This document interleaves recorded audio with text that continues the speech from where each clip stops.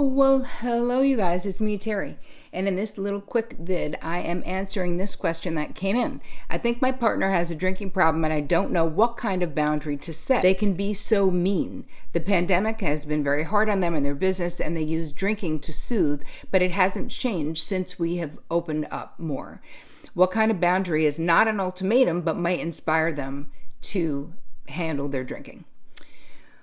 Okay, well, I think you have to have a conversation. I think before we're having a boundary and an ultimatum conversation, let's have an actual conversation. I imagine maybe you have.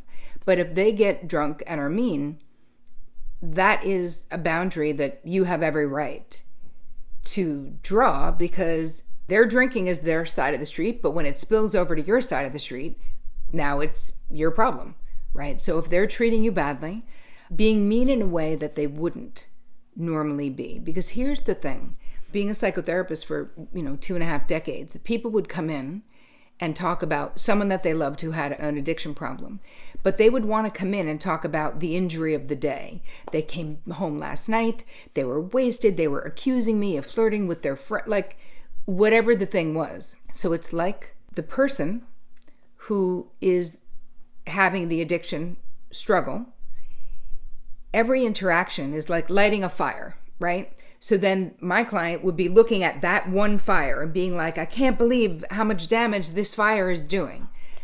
But the main thing, the pyromania of it all, is the addiction problem.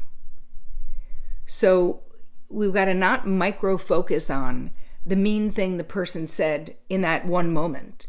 We need to macro focus on who are they when they're not drinking or doing drugs? Would they behave that way normally? Or is the addiction the problem? Not that it's your problem. It is your problem if they're being mean to you, and you can't make someone get sober.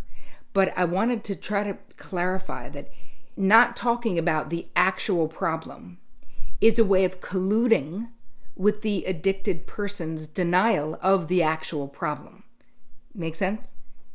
So when you see a pattern of behavior, if every time the worst, terrible, awful interaction happens, the person has some kind of a substance in their system, the substance is definitely driving the problem boundary behavior, like without a doubt.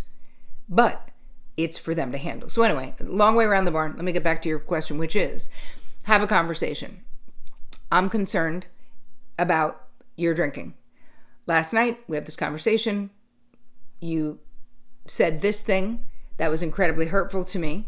And the most distressing part about all of this is when we interact and you've had too much to drink, you probably won't remember it and I can't forget it. So it's really bad for our relationship.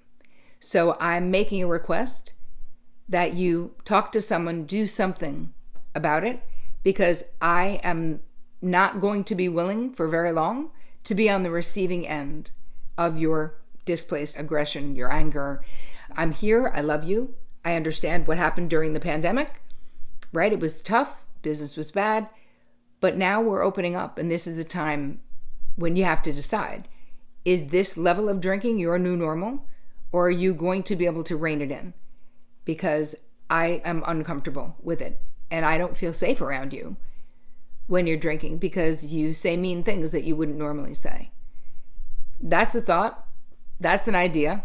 But if you haven't had any initial conversation, you have to have an initial conversation like, hey, I've noticed that you're drinking a bottle of wine 6 nights a week. That's concerning to me. They may say, none of your business, but it is your business if you live with someone and if their behavior is impacting you. You know, when you think about addiction and boundaries, this is a very specific thing unto itself. But, look at Al-Anon, there are all of these places that teach us actually about boundaries, that your job is to protect yourself. Your job is to stay on your own side of the street and to clearly draw the boundary of what you will and won't tolerate from someone if they're a repeat offender. It seems like this is pretty new behavior, so there's hope. Maybe they're just in denial of how bad it is. So have the conversation. I hope it goes okay. I want to hear what you guys think about this. Addiction and boundaries. whether it's you, whether it's someone else. What are the complications? What have you figured out? Let's talk. I want to hear what you guys have to say about this. Thank you so much for spending time with me today. And as always, take care of you.